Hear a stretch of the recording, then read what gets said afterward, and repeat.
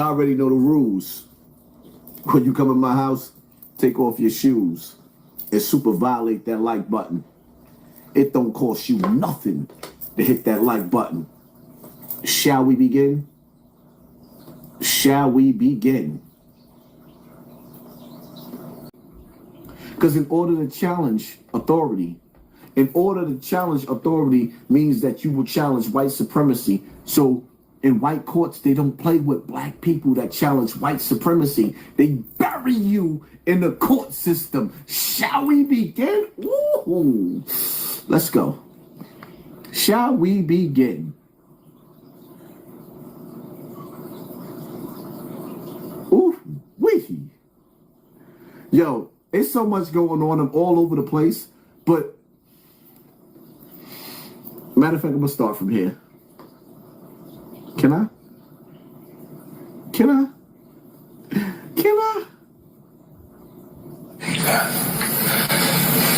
I just want to address the court today, and, you know, I'm not here to dispute anything.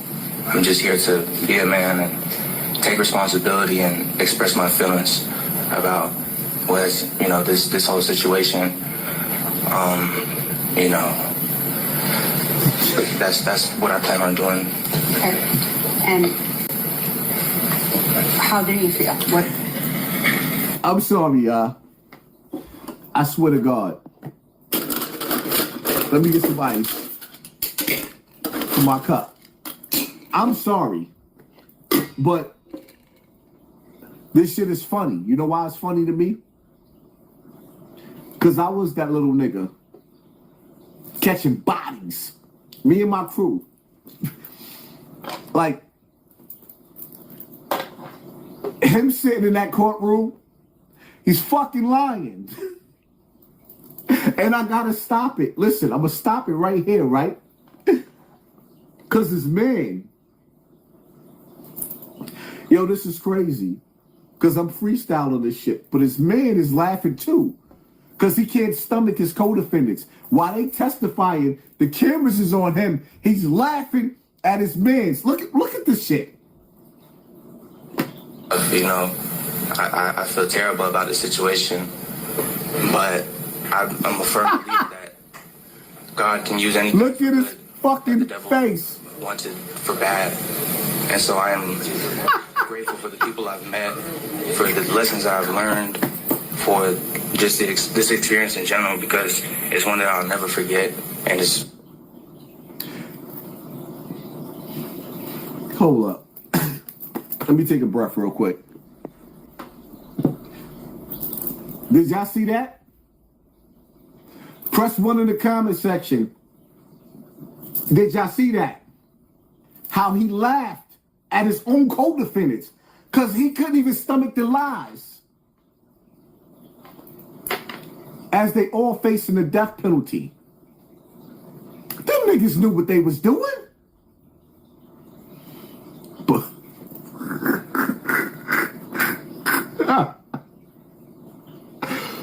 whoa.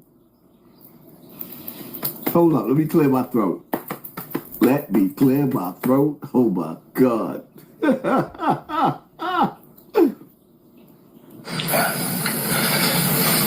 I just want to address the court today, and, you know, I'm not here to dispute anything. I'm just here to be a man and take responsibility and express my feelings about. Baby, you don't have to lie to me. Just be a man about it. Was, you know, this whole situation, you know, that's what I plan on doing. Okay. And how do you feel? What? I feel very remorseful, you know. This is a terrible situation. It's been a traumatic experience. You know, to the victim's family, you know, I want to send my deepest condolences and I understand that it's hard losing a child, a best friend, a brother, a cousin, And I just cannot say sorry enough. You know, I feel terrible about the situation, but I'm a firm believer that God can use anything for good that the devil wants it for bad. And so I am grateful for the people I've met, for the lessons I've learned, for just this experience in general, because it's one that I'll never forget, and it's going to shape the rest of my life. Sounds like there's that saying, it's kind of cheesy, but you make lemons out of lemonade or whatever. Lemonade out of lemons. Somehow. I obviously don't make lemonade, but it sounds to me like you are going to try and make the best of a bad situation. Does that sound about right? Of course. And are you going to continue to do that? Of course. I'm going to try to, continue a humble life, a righteous life, try to do the right things at all times, and Will you apprise yourself? We've heard about some courses and programs and things that you can get involved with to stay busy in prison. Is that something that you plan to do? Yeah, so hearing Raul's testimony was, the first glimpse that I have of, what prison it could be like. I want to stay as busy as possible, stay away from bad apples. Nigga said, I want to stay away from bad apples. My nigga, you around bad apples for the rest of your life. You are in the Terror Dome. I will clean. The nigga sitting up there said, I swear I will clean toilets, mop jail cells, and not use a knife to protect myself, where there's going to be niggers that's going to get a rock hard on because they ain't seen a woman in 20 years, and they're going to start looking at your light-skinned ass like a little girl. But you swear that you won't fight back. You will clean toilets and hand out trays of food forever. And his man's, that's why he's sitting up there laughing at him.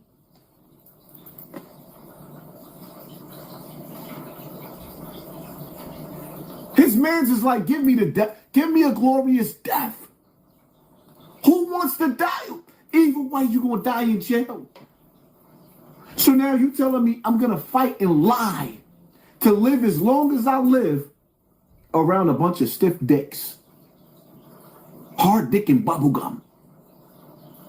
You were sitting up there lying to the courtroom so that you can fight and live forever around a bunch of niggas that's going to have muscles, doing push-ups and jerking off the magazines while they look at you. And that's why his man's is laughing. This man's like, give me death. Look at this shit. I could talk this because I've been there. See, these niggas talk that talk. I could talk to Tekashi. Nigga, I've never been to jail for anything less than 125.25 homicides, my nigga.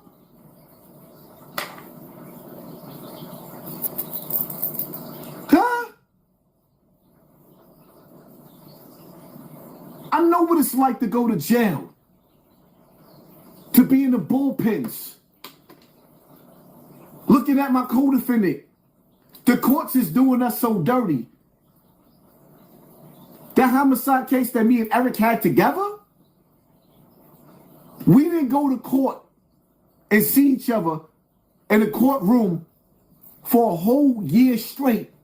Me and Eric didn't go to court because they was trying to break us to make us snitch on each other. The courtroom is dirty, filled with tricks. Me and Eric went to court. We seen each other in the bullpens.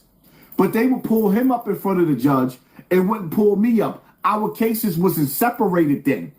Our cases got separated later on, towards the end, when our lawyers told us, hey, Mr. Bennett, you could actually testify on Hassan Campbell if we separate the case and it won't affect Hassan Campbell. So I gave Eric Bennett blessings. Yeah, tell him that I did it. Then even told Eric Bennett, if you blow trial, I'll be willing to say later on that you didn't pull that trigger so that he could come back home. It don't get no realer than that. Don't compare me to these niggas. Eric Bennett is in jail right now, and I done played audio. I'll have him talk to y'all some more because he's fighting for his appeal. He's actually locked up in our second home, which is Connecticut, for another body, because that's the shit we do. And we knew when we were sitting in front of the court, even talking to a law. I'm going to keep it funky. I'm going to tell you some of the realest shit in the world. I knew when I came home from jail, even though I was asking God for forgiveness, I'm going to be honest with y'all. I'm going to give y'all the realest shit that I've ever spoke right now, right here, right now. I knew I was coming home to catch bodies because my big homie B.O. got murdered and the niggas in the street didn't do nothing about it. The Zulu Nation didn't do nothing about it. The most powerful family, the first family of hip hop, and all the niggas around him in the streets made excuses.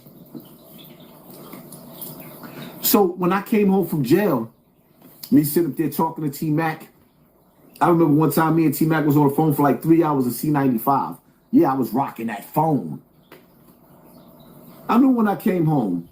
It was crazy because I remember when I was in jail, I knew one of the first, I ain't getting into that. I'm going too far because I've been drinking. There was bodies that I knew I was going to catch. But my mother told me, she said, you're going to look for your enemies and you ain't going to find them. When I was in jail, as soon as I came home, Twin got murdered. Pete had him murdered. That's why me and Pete will forever be cool, because B.O. got murdered by the twin, David Mullins, from Castle Hill, not Pistol Pete. I keep twisting the story. My brother-in-law. I lost access to my son, the one that's gay, because my baby mother heard me over the phone ordering a hit to have her brother murdered. She heard me. She also heard me say when I get the first chance I get, he's going to die. She never came to see me again because that was her brother. I'm giving y'all real shit. That's why my baby mother fell back, and that's why my son running around gay sucking dick. But anyway, that's a whole other story. And I also knew when I came home from jail, it was only two people I was looking for. That was Twin and that was Showbiz. When I came home from jail, the first time I seen Showbiz, I was on Cortland Ave. He got out of the car. I looked. Mac looked. I backed out I had a 357 or a 38, one of the two. I backed it out. Mac put me in a bear hug. Show jumped in the car and he drove off. That's the first time I tried to kill Showbiz. Real shit. Real shit. No watered down shit, just me being me.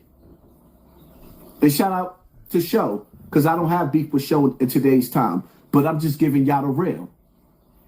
The second time was in T-Mac's club when I seen Showbiz.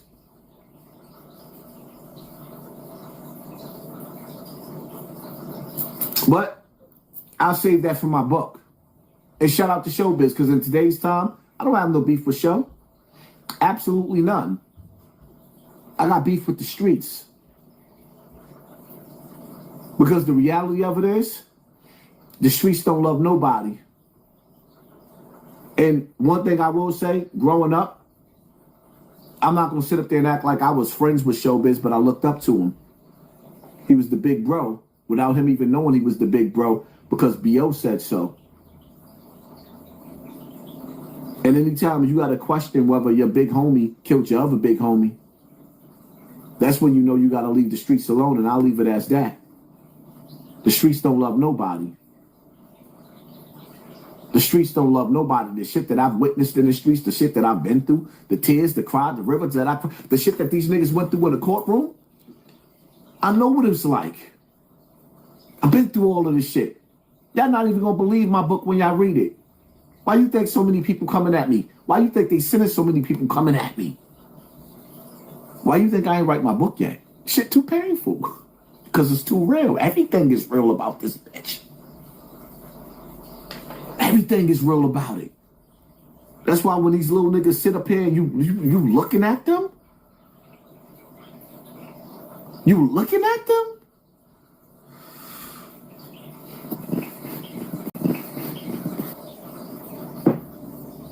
I want to.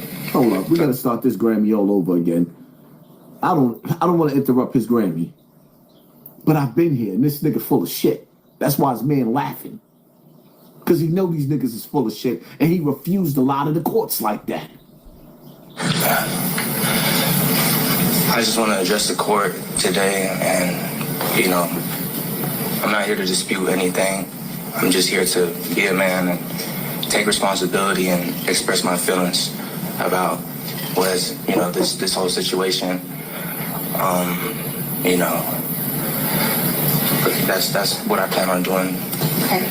And how do you feel? What? I feel very remorseful. This is a terrible situation. It's been a traumatic experience. He's lying. He didn't feel remorseful. He wanted that nigga dead. He shot him twice. When he murdered him, that was the second time he came and attempted to take his life. He wanted that nigga dead. He hated him. And listen, I gotta be real. Because I know what that feels like. Because I've done similar things. To the victim's family, I want to send my deepest condolences. And I understand that it's hard losing a child, a best friend, a brother, a cousin. And I just cannot say sorry enough. I feel terrible about the situation. But I'm a firm believer that God can use anything for good that the devil wanted for bad. And so I am grateful for the people I've met, for the lessons I've learned, for just this experience in general, because it's one that I'll never forget, and it's going to shape the rest of my life. Sounds like there's that saying, it's kind of cheesy, but you make lemons out of lemonade or whatever. Lemonade out of lemons. Somehow. I obviously don't make lemonade, but it sounds to me like you are going to try and make the best of a bad situation. Does that sound about right? Of course. And are you going to continue to do that? Of course. I'm going to try to, continue a humble life, a righteous life, try to do the right things at all times and. Will you apprise yourself? We've heard about some courses and programs and things that you can get involved with to stay busy in prison. Is that something that you plan to do? Yeah, so hearing Raul's testimony was, the first glimpse that I have of, what prison it could be like. I want to stay as busy as possible, stay away from bad apples. I want to, keep a job. Get into programs, try to get into any vocational things I can do, try to, keep my record clean to, go to the best incentivized things and have visits with my family. And, I just want to stay out the way, just want to make everything, peaceful as can be.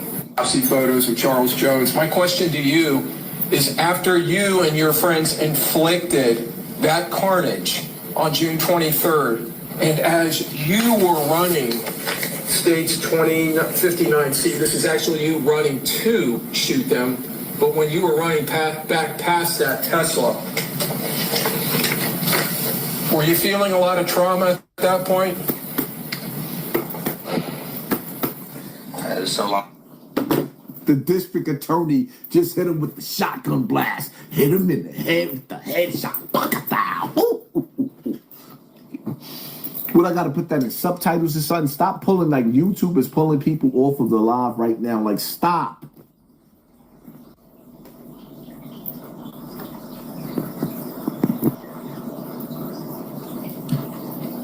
The nigga asked him the $1 million question. Did you feel remorse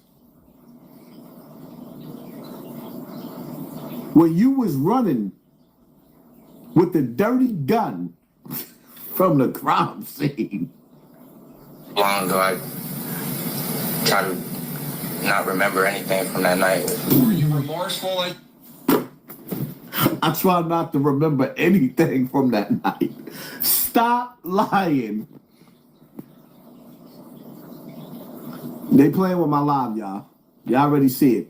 But watch the numbers.